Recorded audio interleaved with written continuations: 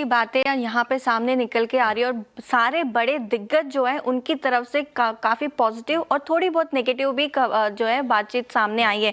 शुरुआत करते हैं टाटा ग्रुप के चेयरमैन साहब एन चंद्रशेखर जी उन्होंने हाल ही में कुछ बड़े बयान दिए थे जहाँ पे उन्होंने कहा था कि एआई से डरने की ज़रूरत नहीं है और इसके मुकाबले के लिए पूरी तरह से तैयार भी है।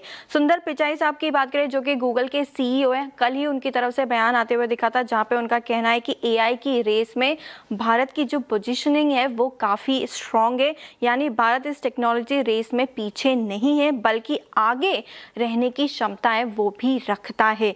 इन्फोसिस हालांकि ये भी फोकस में रहा है पिछले कुछ दिनों में और यहाँ पर भी एनालिस्ट मीट हुई थी। उसके बाद नंदन नीलेकणी जी का जो बयान सामने आया था उसमें उनका कहना था कि एआई इंडस्ट्री के लिए एक बड़ा मौका है और इसी के लिए इन्फोसिस भी जो है स्ट्रेटेजिक पार्टनरशिप भी लगातार करते हुए आपको दिखेगा।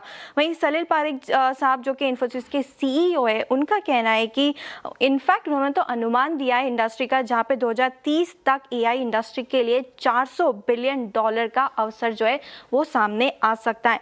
लेकिन कहते हैं ना हर बदलाव के साथ चुनौती भी सामने आती है, तो उसी पर जो विजय कुमार साहब है एमडी एचसीएल टेक के, उनका मानना है कि ट्रेडिशनल आईटी सर्विसेज पर जो है वो दबाव दिखेगा। 2 से 3% तक डिफ्लेशन जो है वो आते हुए नजर आ सकता है। जो टीसीएस के सीईओ साहब है उनकी तरफ से भी कुछ लाइनें आई हैं सामने जहां पे उनका मानना है कि एआई इंफ्रास्ट्रक्चर में निवेश के साथ साथ एक्विजिशन पर भी फोकस करती हुई आपको कंपनी नजर आएगी।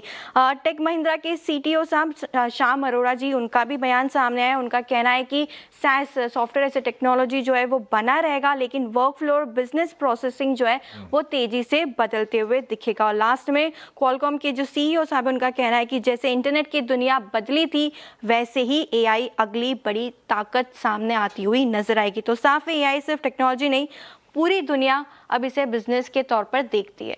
ब्यूटीफुल।